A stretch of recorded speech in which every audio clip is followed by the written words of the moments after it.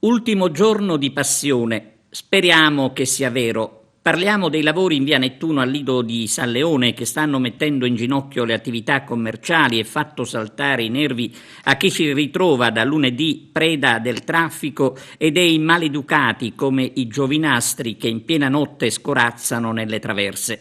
Quella che viene ribadita è la mancanza di comunicazione che avrebbe potuto attenuare gli inconvenienti e mettere la gente in condizione di muoversi evitando la Babele. Intanto questa mattina conferenza stampa della Confcommercio con il presidente Francesco Piccarella. Assolutamente Palmessi, senza dimenticare che qui ci sono dei commercianti che hanno fatto di questo lavoro la loro fonte di reddito e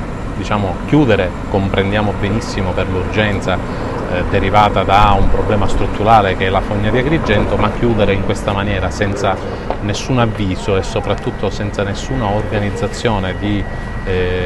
un piano di traffico che potesse compensare quantomeno quella che era appunto il disagio dei commercianti, e quindi questo che naturalmente ci ha fatto venire oggi come Confcommercio qui nella piazzetta Pertini a sentire quelle che erano le giuste dimostranze dei nostri associati, e quindi da qui naturalmente oggi fare un'azione assolutamente di sensibilizzazione agli organi preposti. Già stamattina ho sentito il commissario Vennuti di Girgenti Acque che ci ha assicurato sul fatto che già oggi pomeriggio ci sarà la chiusura di questi tombini e quindi domani dovrebbe essere aperta. Quindi ribadiamo la necessità in queste situazioni di avere maggiormente rispetto per quelle che sono i titolari di strutture che naturalmente investono e hanno investito i loro soldi sul territorio. Purtroppo dobbiamo constatare che come sempre non si ha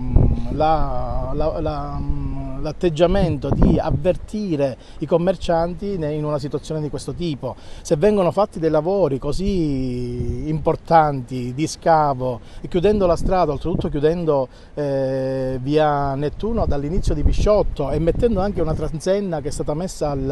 all'altezza della PS, noi siamo stati tagliati completamente fuori sia dal traffico veicolare che dalle persone che dovevano arrivare da noi. Quindi non siamo stati avvertiti, i lavori sono cominciati improvvisamente, non c'è stato un piano del traffico, non c'è stato un'alternativa, e quindi è da lunedì mattina che noi soffriamo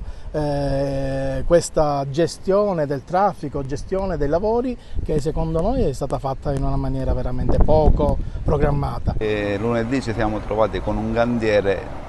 non essendo informati da nessuno che si è aperto un cantiere qua davanti al ristorante, perché ci hanno completamente isolati sia dal lato piazzale Astor che dall'altro lato, perché